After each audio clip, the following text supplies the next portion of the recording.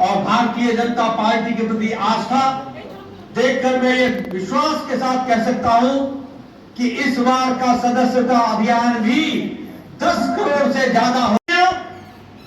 अपने अपने तरीके से काम जरूर करती है, लेकिन ये अकेली भारतीय जनता पार्टी है जो संगठन के संविधान के अनुसार चलकर प्रजातांत्रिक मूल्यों को जीवित जीकर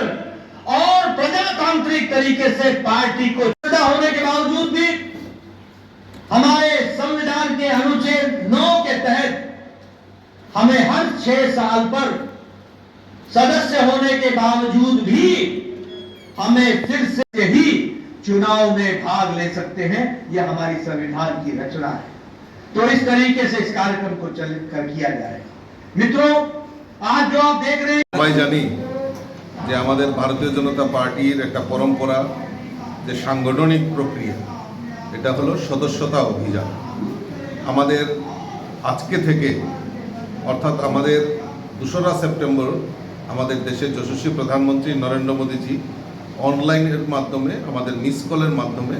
আমাদের মেম্বারশিপ সদস্যতা অভিযান শুরুয়াত হচ্ছে এবং তৎসঙ্গে আমাদের এই ত্রিপুরা রাজ্য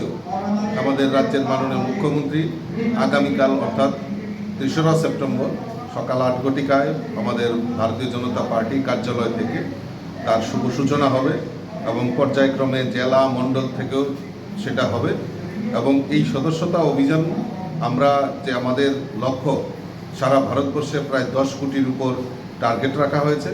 এবং আমরা এই ত্রিপুরা রাজ্যে আমরা সিদ্ধান্ত নিয়েছি প্রায় 12 লক্ষ মেম্বারশিপ আমরা করব এবং সমাজের প্রত্যেকটা বর্গের মানুষকে আমরা এই